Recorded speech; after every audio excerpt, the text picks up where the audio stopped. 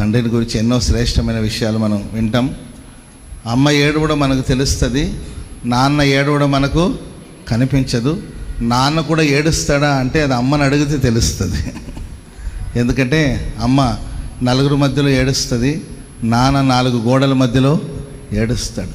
నాన్న అంటేనే త్యాగం, నాన్న అంటేనే బాధ్యత. అమ్మ ప్రేమ కనబడుతుంది, నాన్న ప్రేమ పెద్దగా కనబడదు. అమ్మ ప్రేమ కన్నీళ్ళ రూపంలో కనబడుతుందంట. నాన్న ఆ కన్నీళ్ళని ఎందుకు వృధా చేయాలని ఆ కన్నీళ్లను కూడా చెమట రూపంలో కార్చి ఆయన కష్టపడి సంపాదించి తన బిడ్డల క్షేమం కోసం ఆయన ప్రయాసపడతాడు అంటారు. అమ్మ బిడ్డను చంకనెత్తుకొని చంకన పెట్టుకొని తాను చూసిన ప్రపంచాన్ని తన బిడ్డలకు చూపిస్తుందంట.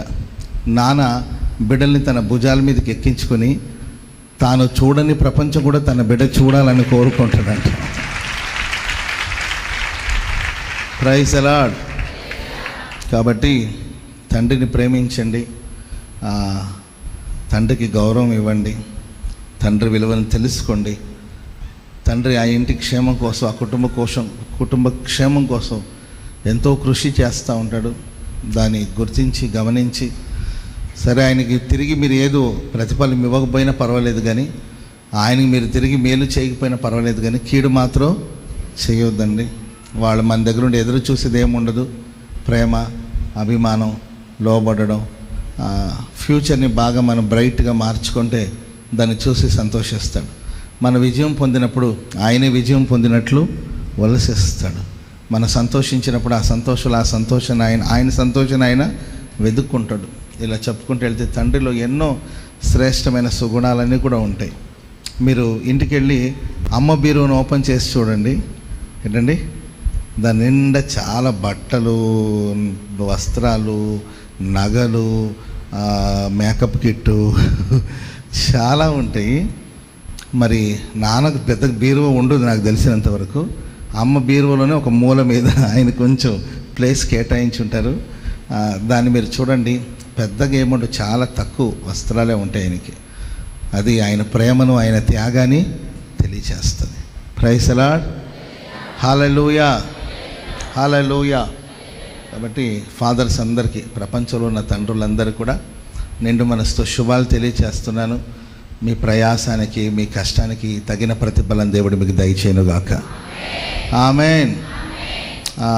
కొన్ని పర్యాయాలు పిల్లలు చాలా వరకు నాన్నని విలన్ లాగా చూస్తూ ఉంటారు.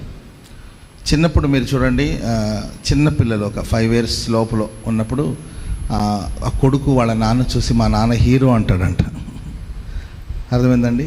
10 ఏళ్ళు వచ్చిన తర్వాత ఎందుకు ఊరికే నాన్న తిడతా ఉంటాడు అని అనుకుంటాడంట. ఒక 20 సంవత్సరాలు వచ్చిన తర్వాత అసలు మీ ఆయన నా జోలికి రావద్దని చెప్పంటాడంట. అమ్మతోనే మాట్లాడ్డా. ఇంకా ఒక 25 సంవత్సరాలు వచ్చిన తర్వాత అమ్మా ఎట్టా మనిషితో కాపురం చేస్తున్నావు అమ్మా అంటాడంట. ఎట్టా మనిషితో నువ్వు కాపురం చేస్తున్నావు అంటాడంట. ఆ తర్వాత ఆయనకు ఒక 40 ఏళ్ళు వచ్చేసరికి పాపం మా నాన్న, ఆయనకు 40 ఏళ్ళు వచ్చేసరికి పాపం మా నాన్న ఎంత కష్టపడి ఉంటాడు అసలు మమ్మల్ని పెంచి పెద్ద చేయడానికి అంటాడంట. ఎందుకంటే అప్పటికి వీడు నాన్న అయి ఉంటాడు అనమాట. అర్థమైందండి? ఆ తర్వాత అతనికి 60 ఏళ్ళు వస్తుంది.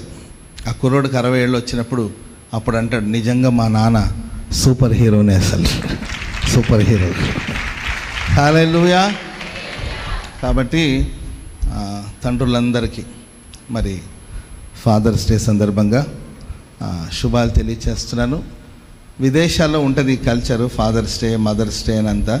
ఎందుకంటే అక్కడ వాళ్ళకి వాళ్ళ పేరెంట్స్తో టైం స్పెండ్ చేసే టైం ఉండదు, వాళ్ళ తల్లిదండ్రులతో సమయాన్ని వెచ్చించే సమయం ఉండదు. కనీసం ఇయర్లీ వన్స్ అయినా, సంవత్సరానికి ఒక్కసారైనా ఇలాంటి ఒక దినోత్సవాన్ని ఏర్పాటు చేసి ఆ రోజు వెళ్ళి ఆ రోజంతా నాన్నతో ఉండి టైం స్పెండ్ చేయడానికి కోసం అలాంటి ఒక దినాన్ని ఏర్పాటు చేసుకున్నారు.